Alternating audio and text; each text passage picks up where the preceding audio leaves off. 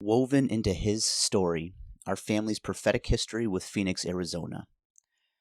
Here we are, on the brink of a grand new adventure. The hot desert sun eagerly awaits us as we prepare to say goodbye to the familiarity of the cold and damp Midwest. But how did we get here? How did it come to be that our family was plucked from the comforts of the life we had built to instead pioneer a new path into the unknown? What you are about to hear is a story of the grand adventure preceding our pioneering adventure yet to come. If I'm being honest, taking the time to record the account of how God divinely placed Phoenix in our family's path is written primarily for my benefit. I pray that you as a listener are encouraged and edified by this testimony, but ultimately, I need to be reminded of how God got us to this point.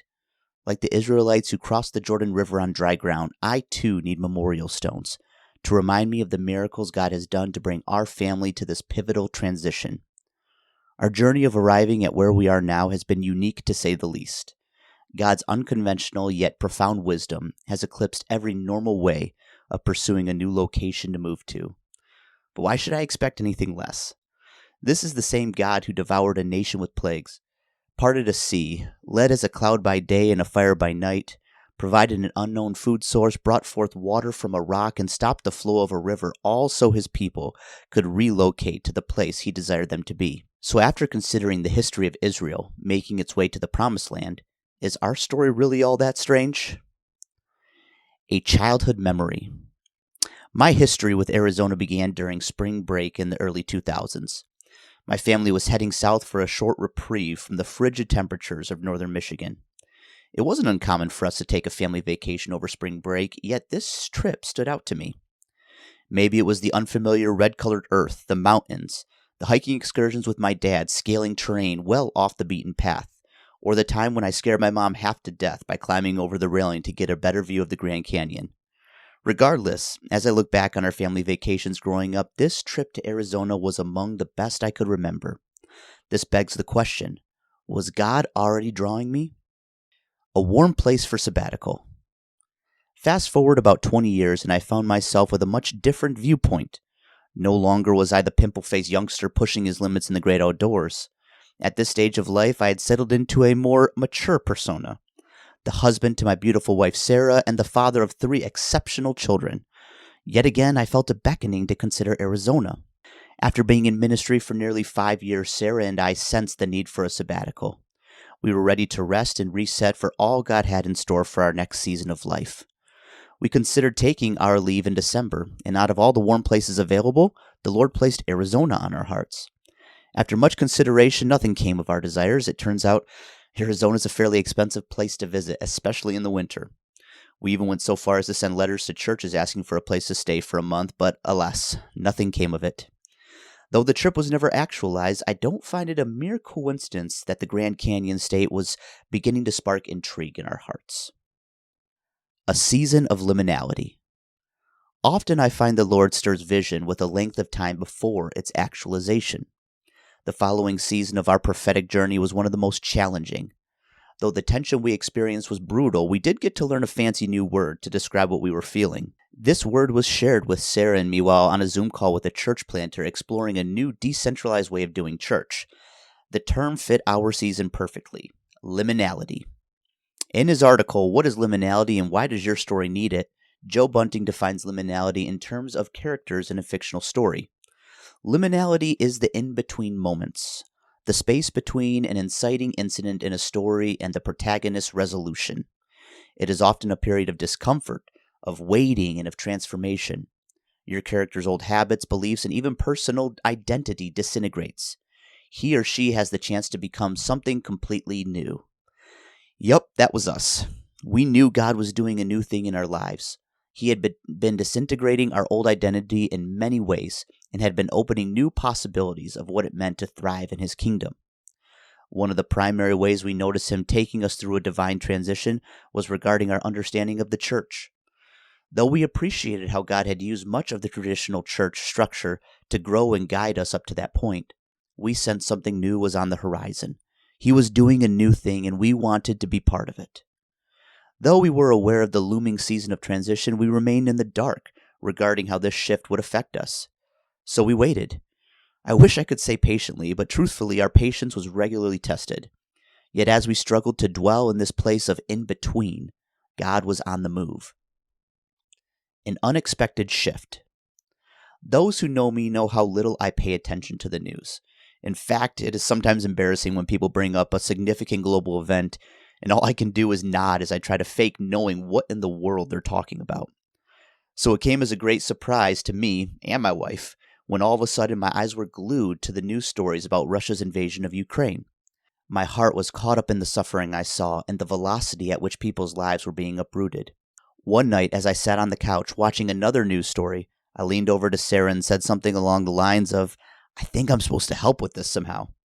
Now, I believe heavily in the power of prayer to change things, but the something I was referring to felt more hands-on. I soon discovered that God was leading me to uproot myself from the normalcy of life, to serve refugees who had been forced out of every sense of routine they had once known. This is an important event in our story because this was the time when a fundamental shift began to occur. My time in Poland and Ukraine was humbling and powerful, but the shift I'm speaking of started taking place a few days before I was set to return to the U.S. It was at this time that God began making it very apparent that a transition was imminent. Leaving a legacy behind.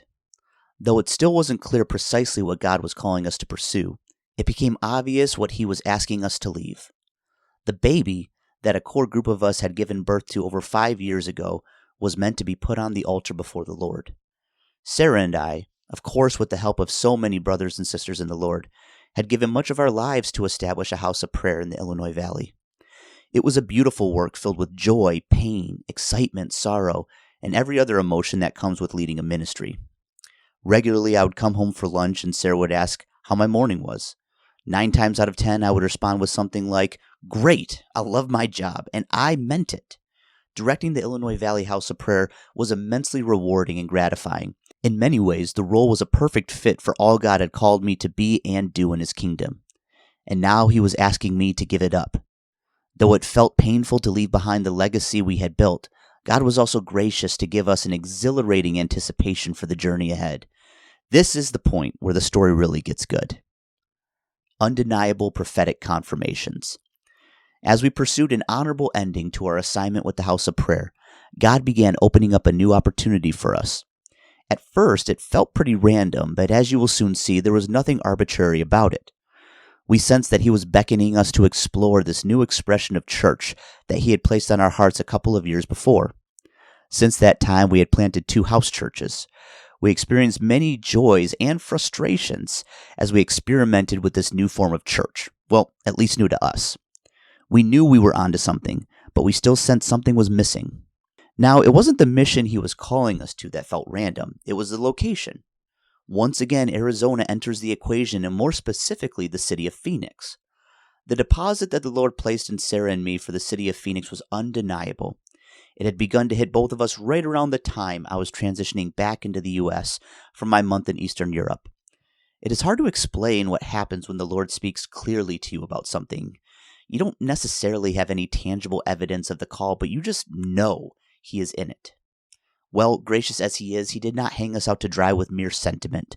The Lord also confirmed these promptings by giving Sarah and me prophetic confirmations of this new call to explore Phoenix. Here are just a handful of those prophetic experiences I had previously recorded from May and June of 2022. After not watching UFC shows for a while, I began watching a series that follows the main fighters on their journey leading up to fight night. The specific series I started watching, unbeknownst to me, was leading up to a fight event taking place in Phoenix, Arizona. I sensed God leading me to explore some continuing theological education, so I started listening to Wayne Grudem's systematic theology course. In one of his teachings, he mentioned the location where he was delivering the course lectures was from a church in Scottsdale, Arizona. Scottsdale is a suburb of Phoenix. When I heard this, I was running on the treadmill at the YMCA. During that run, I happened to glance up at the TV and noticed an ad for Grand Canyon University. Toward the end of the ad, I read the small print revealing the school's location was in Phoenix, Arizona. Pulling through the parking lot one day, I noticed a young man in front of the YMCA, covered in Arizona State University clothing. ASU is located in Tempe, Arizona, which is once again a suburb of Phoenix. On a run later that week, I saw a couple walking together, also wearing Arizona State University shirts. Now keep in mind, I'm living in the small town of Ottawa, Illinois, which is over 1,600 miles away from ASU. One night, Sarah and I watched a documentary called Flying Cheap. One of the B-roll shots for the movie was of a screen at the airport with the list of upcoming arrivals and departure. There were multiple cities listed, but two of the cities on the screen were Phoenix and Tyler. I didn't know I was special enough to have a city named after me. Sarah was excited about finding a new movie we would both like, only to discover we had already seen it. Bless her heart, this happens a lot with us. Her second choice was a movie called The Marksman. This movie was about a man who found a mom and son crossing the border from Mexico to America via Arizona. Spoiler alert. After just crossing the border, the wounded mother's dying wish is for the main character to take her son to family she had living in Chicago, Illinois. The remainder of the movie reveals this thrilling journey of the man and her son from Arizona to the Windy City. Now, I'm usually the first to raise an eyebrow when people begin making prophetic links between things. Unfortunately, I've seen this form of discernment abused way too many times in my course of ministry. So I take seriously the need for multiple streams of discernment on any significant decisions that arise in life. Standing alone, I probably would not have given much credence to the events listed above, but the sheer quantity of these confirmations occurring in such a short span of time really got my attention. I was now quite curious about the Lord's outward confirmations of the inward calling He had placed in our hearts for Phoenix. An enjoyable letdown. After it became evident that the Lord was not going to let this go, we decided to take some practical steps toward investigating Phoenix. We emailed multiple pastors and ministries asking for a video chat to discuss some of the practical and spiritual dynamics of the area. On one of those calls, a very generous pastor offered us a place to stay and a vehicle to use if we ever decided to come scope out Phoenix. I'm not sure he knew how quickly we would take him up on that offer, but before we knew it, we had our flights booked. Sarah and I sincerely enjoyed our time in the Phoenix area. We met some great Christian leaders and got a good feel for the city. The only problem was we did not experience the confirmation we were hoping for. It remained unclear whether Phoenix was where we were meant to live. Truthfully, we had sort of set ourselves up for failure. We both admitted we were hoping for some supernatural experience where Jesus came down from heaven to announce, "Here is the land I prepared for you. Come and dwell in it." Well, I guess it didn't have to be that extreme, but you get the idea. Instead, the ongoing conversation between Sarah and I was, we don't understand why we're here. The best birthday ever. That sense of confusion about moving to Phoenix continued from June to early August, when finally a breakthrough came. A dear friend of ours texted Sarah on her birthday about a podcast that she had just listened to. The podcast was an interview between Ken Fish and Putty Putman. Sarah was familiar with Putty as she had been a student of the School of Kingdom Ministry several years earlier. Putty was the founder and primary leader of that school, which ended up being one of the most powerful ministry experiences in Sarah's life. It was during this podcast that we began seeing the connections God had been preparing. During the interview, Putty shared about God's call for him in this upcoming season to pioneer a new expression of church. That alone piqued our interest, but what came next was remarkable. After doing a deep dive researching societal demographics in the U.S., Putty believed that the place most primed for this new expression of church was Phoenix, Arizona. Now you have to understand, Putty is a physicist turned pastor. I mean, this dude is smart. The way that he arrived at choosing to plant a church in Phoenix was far intellectually superior to anything that I could wrap my mind around. Sarah and I went off a Holy Spirit-inspired gut feeling. Putty had the research to back it up. Isn't it amazing how God works? A fun fact to add to this story was that someone had prophesied over Sarah earlier that year that her birthday was going to take her breath away. So now here Sarah was, on her birthday, doing dishes at the kitchen sink. I know, I am a terrible husband for letting her do dishes on her birthday. Listening to this podcast and having the physical reactions of gasping for air because of what she was listening to. By the end of the day, she could genuinely declare that it had been her best birthday ever. Finding our new tribe. One of the most confirming experiences through this journey has been finding a new tribe. We certainly have been blessed with a beautiful spiritual community in Ottawa. God was so good to surround us with a loving family during our time in the Illinois Valley, and it was a bit unnerving to think about heading to Phoenix on our own. But God had other plans. It was in his heart to fold us into another amazing spiritual family who shared a common vision for reformation in the body of Christ. After listening to the podcast on Sarah's birthday, we quickly reached out to Putty to share our story and how we sense God might be calling us to pioneer together. This started our dating phase with the church planting team, who were located just a couple of hours north of us in Chicago. I mean, seriously, Putty and this team could have been anywhere, but no, they were close enough for us to visit on a regular basis. After dating for a couple of months, the team and our family took the leap into engagement. We were now committed in a serious way to this spiritual community. With our new degree of dedication to the team, we began sensing the need for closer proximity to our spiritual family. Time for another leap of faith. From homeless to lake house. It's time to sell your home. Sounds good, God, but first we need a place to live. You need to put your house on the market. I would be happy to do that, Lord, but I need to know where we will be living next. Sell your house. I will, God, but you need to open the door for us to live somewhere else first.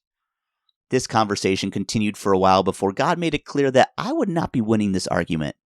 Come to think of it, I've never won an argument with him. He was calling us to sell our house without having the safety net of another place to live. And so continues the upside-down ways he's invited us to live in this season. Well, after a few weeks of hard work to spruce the place up, I find it funny how we finally finish all those lingering household projects as soon as we decide to no longer live in it. We were ready to sell. The offers on our house came in quickly. This is typically a good thing, but remember, as far as we were concerned at that moment, we officially became homeless once we sold our house. Now, I exaggerate a bit in this regard, for I believe that our family and friends would have taken us in had it come down to the wire, but it didn't reach that point because God was at work once again. Sarah had been in contact with the real estate agent in the Chicago area to help us look for a temporary place to land. The agent didn't mince words when she described how challenging it would be for us to find a place to live for a few months. Most landlords want, at minimum, a 6-month lease, and especially with the budget we had. But once again, God proved his faithfulness to our family by connecting us with a wonderful lady looking to rent out her Airbnb lake house over the winter. As Sarah spoke with her over the phone, the elephant in the room remained. I won't give specific numbers, but the house we were interested in was well out of our budget, to say the least. But God, please hear this in our story. We are not special, but God is. When things have felt impossible, we continue to see the injection of God's divine hand to crush the impossibilities and barriers that stand before us. Sarah finally confronted the elephant in the room, assuring the woman that she was renting the house out at a reasonable rate, but the amount was not doable for our family. How did she respond? She said, "You choose the rate you can afford, and I will make it happen." And so continues his miraculous provision.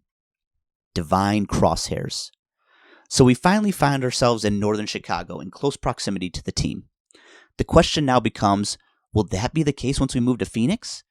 You see, Phoenix is not your average run-of-the-mill city. It is the 5th largest city in America and the fastest growing one.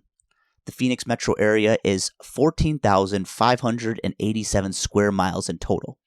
Phoenix is massive, and during our visionary trip to June, God had highlighted a particular area to consider should we decide to move. So as we sat with the team in a strategic planning meeting, ready to hear where all of our, Putty did most of the painstaking work, demographic research had led us, Sarah and I hoped that the location that we would be planting the church would at least be in the same vicinity to the area God had placed on our heart during our visit. And wouldn't you know it, God did it again. The same way we were first led to Phoenix is how we were led to this specific suburb in the Phoenix metro. For us, it was a gut feeling, a divine prompting that resulted in a settled peace in our hearts as we traveled through a particular part of town. And just like Putty had arrived at Phoenix as the city to plant a church through a largely scientific and demographical approach, it was through this statistic-driven method that he and our team arrived at the location best suited to plant this new expression of church. Now, our team, of course, had sought the Lord and visited the area and the discernment process of our location. We weren't leaving it solely to the numbers. Here's a statistic from www.phoenix.org. To give you a fuller picture, let's consider that 4 million people call the Phoenix metro area home, and the Valley of the Sun extends even farther with more than 55 cities and 150 zip codes in the region so far. Now, out of those 150 zip codes, we chopped out some of the extreme outer ones, leaving us with 118 zip codes to include in our demographic research. Now is the moment of truth. Drum roll, please. The zip code Sarah and I were most drawn to ranked 4th on the team's demographic research list. The suburb that was second on our hearts had a zip code ranking 2nd on the list. To describe how improbable this is, let me share some statistical data. Now, I had to outsource these numbers as I did not trust my personal ability to do this type of math. Here are the rough results from a very qualified source. The likelihood of any specific zip code being selected at random would be 0.85%. To have multiple of the top zip codes in proximity is a much lower percentage, and that is much harder to compute. It surely isn't the same as selecting 2 of these zip codes at random, as zip codes have a fair degree of continuity between them in many of their factors. That being said, there are 6,903 different pairs of zip 1, zip 2 type of zip codes that can be selected.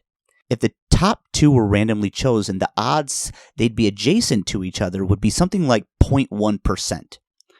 Selecting a zip code at random and having it in the top 4 is something like 3.3%. Having that zip code randomly next to another one in the top 4, if it was random, which again it's definitely not, would be something on the order of 0.002%. So because of the multiple factors needed to be considered, it's hard to arrive at a perfect statistical analysis. Still, I believe the point has been clearly made. To have our initial promptings of where to live within the Phoenix metro line up with the location produced by the results of the demographic research conducted by the team is extraordinarily unlikely. What a jolt of faith to be led to the same general location through 2 very different means of discernment. Eventually, we all agreed that the top 4 zip codes were so closely situated in the southeast region of the Phoenix metro that we could pursue housing in any one of them and still be close enough to do life together. God was making a way. The miracles to come. This now brings us to the end of our story. Or is it the beginning? I've come to realize that we are never really at the end or the beginning when we participate in the divine dance of a transcendent God. We are always amid the narrative of a greater reality, the story of God's redemption. He is making all things new, and we are in the midst of his ongoing process of recreation. All right, I'm done with my philosophical rabbit trail. Let me get real.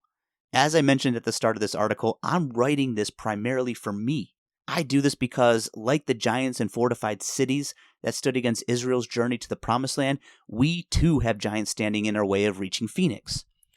Sarah and I felt pretty good about the amount we sold our home for in Illinois. We had nearly doubled what we had originally paid for it, leaving us with what we considered a reasonable down payment for our next home. Then came the reality check.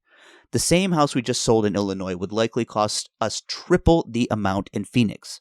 Add to this that we are only in month 3 of raising financial support to supply my salary as a church planner. Needless to say, we are well off the mark of where we need to be, even to apply for a mortgage. If we're being honest, we view Phoenix as some sort of fairy tale land. I mean, seriously, how do people afford to live out there? This has brought us to our knees, crying out and reminding God that this was his idea, not ours, which I'm pretty sure is exactly where he wants us to be. We once again find ourselves in this liminal space of living in the in-between. Sarah likens it to the trapeze artist that has just let go of one bar and is suspended in midair waiting to grab the other bar. Fun fact, Sarah's dream growing up was to be in the circus as a tightrope walker. That place of weightlessness is exhilarating, uncontrollable, and downright terrifying. Yep, we can relate. But amid all the tensions of the unknown lies a core confidence that we are smack dab in the middle of God's will. Is there anything more comforting than that? We don't know how we will get to Phoenix, but he has made it clear that the move will take place in February. The temptation lingers to make things happen in our own strength. I imagine we can manipulate a path to get to Phoenix, but if that path is not in direct alignment with what the Lord is doing, we are not interested. So once again, we wait. We wait for the right home to present itself. We wait for the needed provision for an economy well beyond our current level of income. But ultimately, we wait for God. And we can do this with confidence, for he has promised that they who wait for the Lord shall renew their strength. They shall mount up with wings like eagles. They shall run and not be weary. They shall walk and not faint. Isaiah 40:31, ESV. Just like the Israelites preparing to enter the promised land, we stare down our giants, understanding that on our own we are hopeless, but with God we are unbeatable. Recently, as I was reading the book of Deuteronomy, I felt a strong synergy with the following passage. When you go out to battle against your enemies and see horses and chariots and people more numerous than you, do not be afraid of them, for the Lord your God, who brought you up from the land of Egypt, is with you. When you are approaching the battle, the priest shall come near and speak to the people.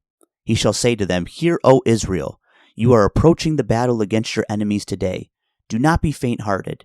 Do not be afraid or panic or tremble before them, for the Lord your God is the one who goes with you to fight for you against your enemies, to save you. And so we trust God to do the same for us. Though the challenges of our upcoming season appear more numerous than we can handle, we have faith that the Lord our God is with us. We need not panic nor be afraid, for God goes out to battle with us. It is He who fights against every hindrance that tries to stand in our way. It is He who saves us and delivers us for His glory. Amen. Do it, Lord Jesus.